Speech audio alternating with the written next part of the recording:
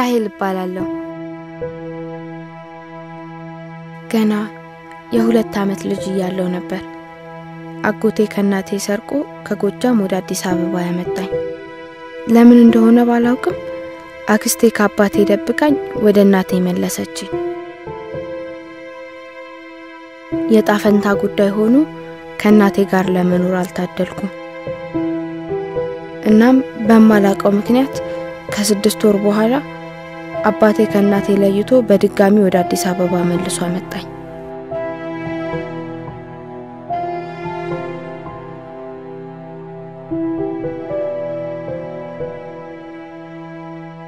ግን ከአባቴ ጋር ደስተኛ ሆኜ ነበር የምኖረው። ባለው አቅም ሁሉ በጥሩ ሁኔታ ነበር ያሳደገኝ። ወደ ትምህርት ቤት የሚያመላልሰኝ እሱ ነው። ምንም ነገር እንዳይጎል ጥር ነበር። የምፈልገውን ነገር በሙሉ ያሟላልኛል። በትምህርቴ ጎበዝ እንደሆን ይመክረኝ ነበር። እናቴን ቶሎ መርሳት ግን አልቻልኩም። ብቸኝነቴን ለመሙላት ከቤታችን ጀርባ ካለው ዋርካ ላይ በመሄድ የሰማይ ወፎችንና ከታች የሚገኙ መንደሮችን አይ ነበር። ቦታው ነፋሻማና የሚስብ ነው። ሁሉ ጊዜ ወደዛ መሄዱ ያስደስተኛል። አባቴ ወደ ስራ ሲሄድም ሆነ ሲመለስ እሸኘውና አቀበለዋለሁ። ልክ በልጅነቴ ወደ ትምህርት ቤት ያመላልሰኝ እንደነበረው በሄደበት ከሱ ጋር መከተል ያስደስተኛል። ያለሱ መኖር የምችል አይመስለኝም። በአባቴ ላይ ትልቅ እምነትና ኩራት ነበረኝ። ከአባቶች ሁሉ የኔ አባት የተለየና ውዱ አባት ይመስለኝ ነበር። አባባን በጣም ወደዋለሁ። በጣም የምወዳት ብሩክታይት የምትባል እህት አለች። ከጻነቷ ጀምሮ እኔ ነኝ ያሳደግኳት። እሷን ማስጠናትና ማጫወት በጣም ያስደስተኛል። በትምህርት ቤት ውስጥ ከጓደኞቼ ጋር በጣም ደስተኛ ነበርኩ።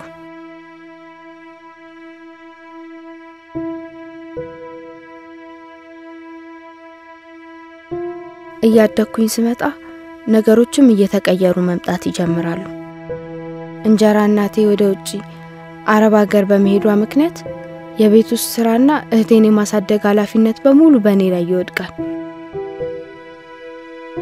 በለጋ ዕድሜ ይህን ሁሉ ማድረግ ከባድ ቢሆንም አባቴን ለማገዝና ለማስደሰት ስል ከአቅሜ በላይ የሆኑ ስራዎችን ሁሉ እሰራለሁ። አባቴ ከስራ ሲመለስ ሁሉንም ስራዎች ጨርሼ እጠብቀው ነበር። የአባቴንም ሐሳብና ድካም በመጋራቴ በጣም ደስተኛ ነበርኩ።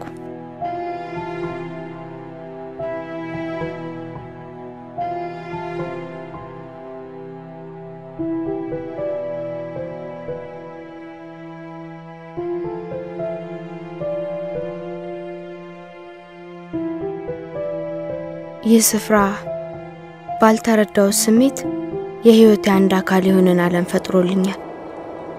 በድንገት ያጣኋት እናቴን ትዝታዎች በዚህ ንጹህ ተፈጥሮ መካከል አገኘዋለሁ። የጧቷ ፀሐይ ፊቴን ስዳስሰው የእናቴን እጆች ያስታውሱኛል። ሙቀቱ የእናቴን እቅፍ ያስታውሰኛል። ንፋሱ የእናቴን ድምጽ የሚያሰማኝ ይመስለኛል። ከተፈጥሮና ከወፎች ጋር አብሬ ዘምር ነበር። በቃ ይህ ስፍራ የሳቅና የደስታዬ ምንጭ ነው።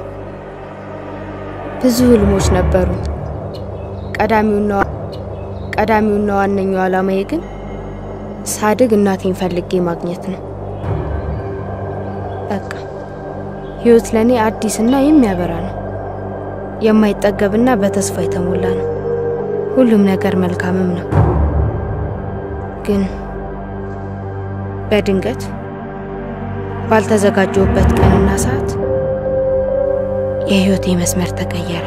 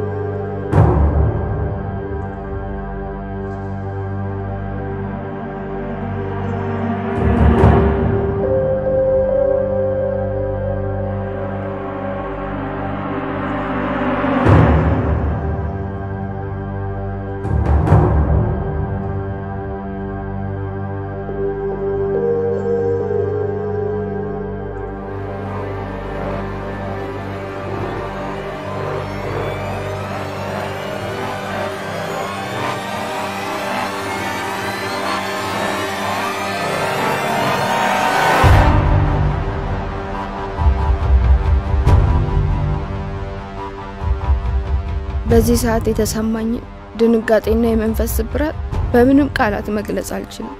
በዚህ ሰዓት አባቴ የተፈጠረውን ነገር ለማስተባበል ቢሞክር እኔ ግን በአባቴና በእኔ መካከል የተፈጠረውን ርቀት ነበር ያየሁት። ይህ ነገር ራሴን በአባቴ ፊት እንኳን ደፍሬ እንድቆም የሚያደርገኝ አይደለም። የአባትና የልጅ ግንኙነት ሲቋረጥ ስጋ የሚለው የተፈጥሮ ዝምድና ሲፈርስና ሲጣስ ነው የተመለከትኩት።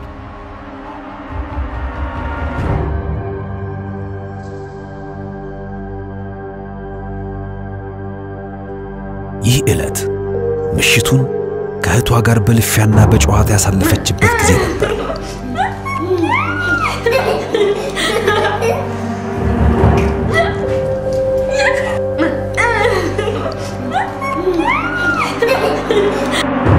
በግምት ከሌሊቱ 8 ሰዓት ነው።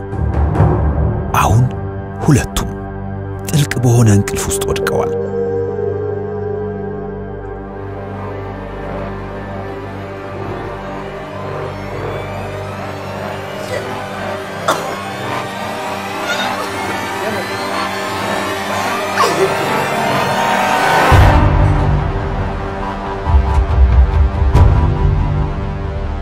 ለህይወት የነበራት የዋህና ንጹህ አመለካከት ወደማታውቀው ማንነት የተቀየረበት ቅጽበትም ነበር።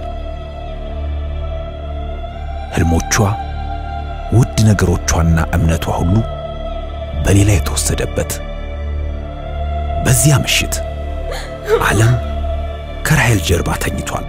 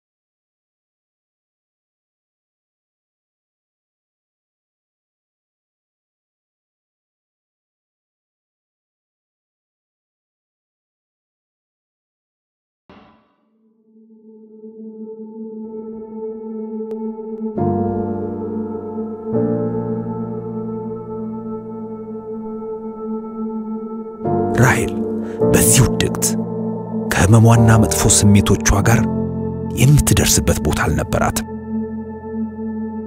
የታፈነውን ጮቷን የሚሰማ አንድም የሰው ዘር አልነበረም።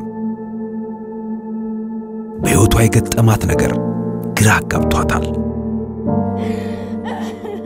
ሮጣ ከማትሸሸውና ከማታመልጠው ችግር ጋር ተጋፍጣለች። ወደ ቤት መመለስም ሆነ ማምለጥ አልቻለችም።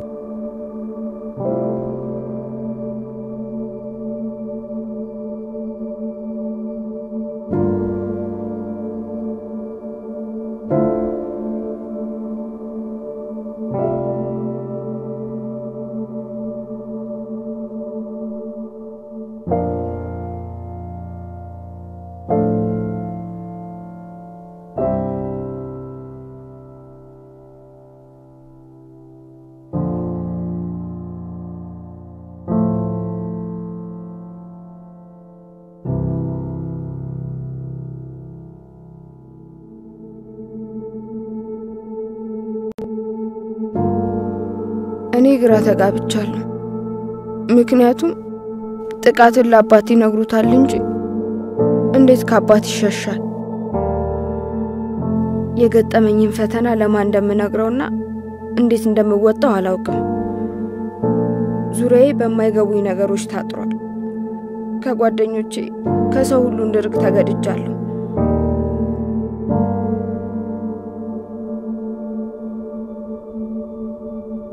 ገና ጊዜው መምሸት ሲጀምር ወደ መቀበሪያዬ ጉድጓድ የሚወሰድ ይመስል በፍርሃት እዋጣለሁ።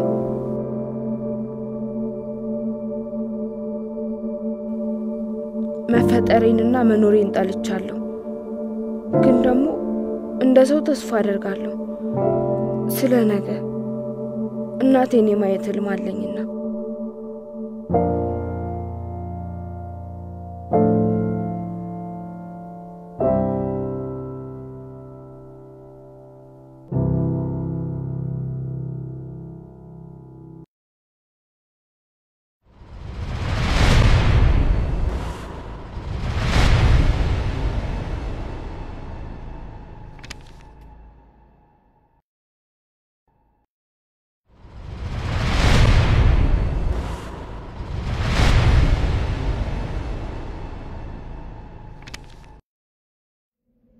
ሁኔታዎች አሁንም ቀጥለዋል።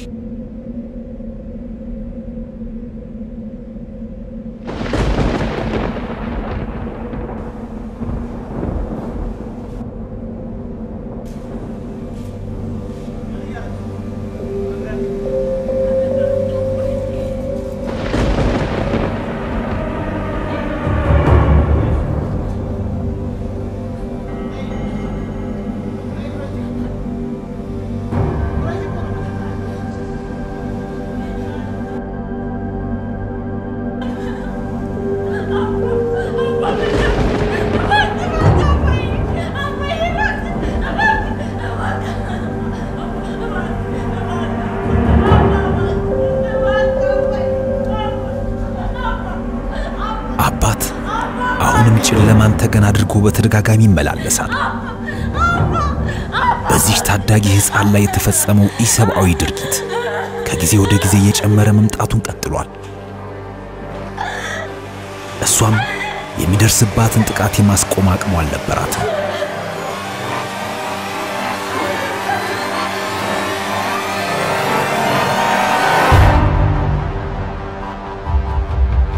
እንደ አባትነቱ ለልጁ የሚገባትን ርህራሄ አላሳያትም። ይልቁንም የወር አበባዋ ሲቀር እንድትነግረው በማስጠንቀቅ ድርጊቱን መፈጸሙን ይቀጥላል።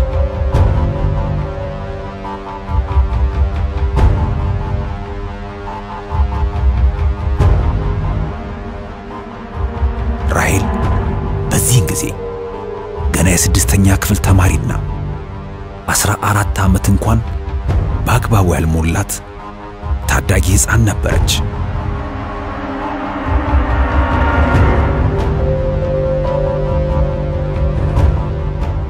ራሔል በዚህ ጊዜ አንድ አስደንጋጭ ነገር ይገጥማታል።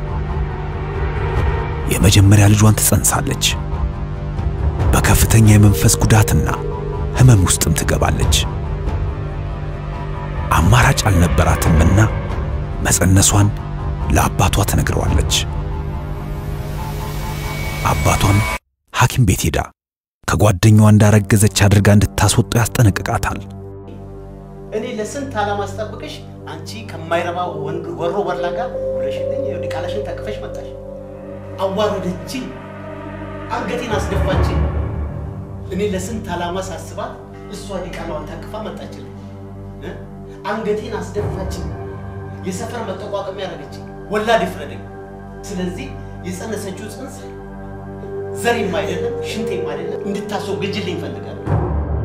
እንደታዘዘችው ከጓደኛዋ ማርገዟን ተናግራ የአንድ ወር ተኩል ዕድሜ ያለው ጽንስ እንዲቋረጥ ይደረጋል። አሁን አባት ለልጁ አንድ የማይለወጥ ሕግ ያስቀምጣል። በሷ ላይ ያደረሰባትን ጥቃት ማንም ሰው ማወቅም ሆነ መስማት የለበትም። ሚስጥራቸው ከሁለቱ መሃል ከወጣ በስለት ቆራርጦ ማንም የማይደርስበት ቱቦ ውስጥ እንደሚከታት በስለት በማስፈራራት ጭምር ያስጠነቅቃታል።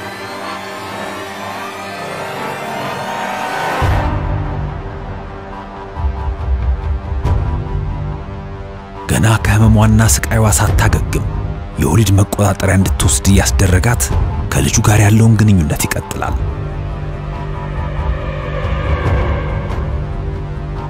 ራሔል በድጋሚ ትጸንሳለች።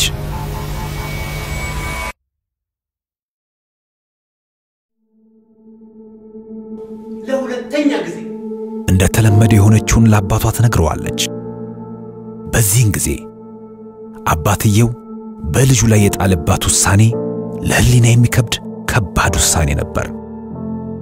የተጸነሰው ልጅ እንዲወለድ። ነገር ግን ይህ ሳይሆን ቀርቶ ከብዙ ችግሮች መጋፈጥ በኋላ የ2 ወር ጽንስ እንዲቋረጥ ይደረጋል። በዚያን ዕለትም የረጅም ጊዜ መከላከያ ለ3 ዓመት የሚያገለግል መርፌ በክንዷ ላይ ያስቀብርላታል።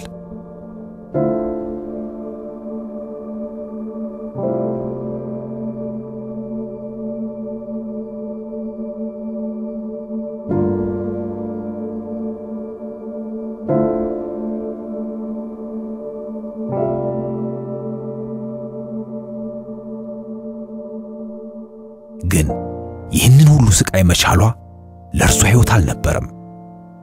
የከፈለችው ነገር ሁሉ እንጀራ እናቷ ጥላ ስለሄደችውና እሷ ስላሳደገቻት ነገ ይሄ ዕጣ ፋንታ እንዳይደርስባት ለፈራችላት ታናሽ እህቷ ጭምር ነበር።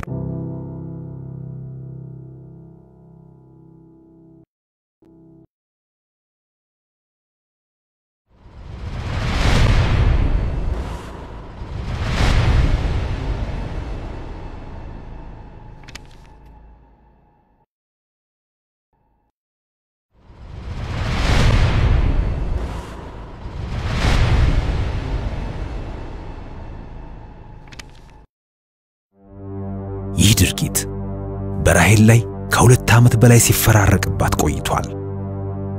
ሁሉም ነገር ከምትችለው በላይ ሆኖባታል። በትምህርቷ እየደከመችና ከሰዎች ራሷን እያገለለች መጥታለች። አባቷ ከማንም ሰው ጋር እንዳትገናኝ አድርጓታል። በድንገት ሰዎች ለሰላምታ አስቆመዋት ከተመለከተ እንኳን የሚጠብቃት ድብደባና እንግልት ብቻ ነው።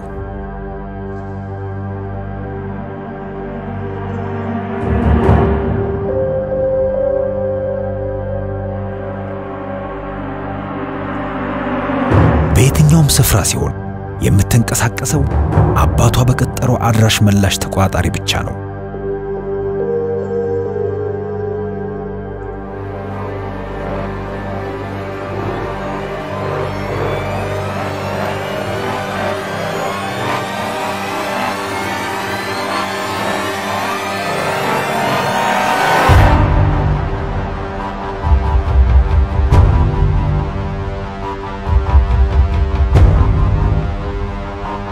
የአባቷን ጭካኔና በደል ከሕይወቷ ላይ ቆርጣ ልትጥለው አልቻለችም። በሕይወት የሚያቆያት ምንም አይነት ተስፋ የላትም።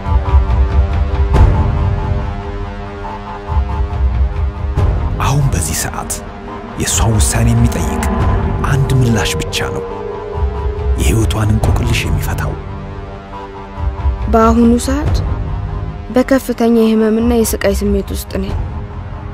የሚረዳኝ ባለመኖሩ ተደራራቢ መከራዎች እየተፈራረቁብኝ ነው። ሕይወቴን ወዴት አቅጣጫ እንደሚመራት ባላውቅም የእንጀራ እናቴ ጓደኛ የሆነችው የቅርብ ጎረቤታችን ትዕግስት በመጨረሻ የታፈነውን ጩኸቴን ተረድታ ወደ ሕይወቴ መጥታለች። የትዕግስት አይኖች በድንገት የራሔል ክንዶች ላይ ባረፉበት አጋጣሚ ነበር የራሔል ሚስጥሮች የተመለከቱት።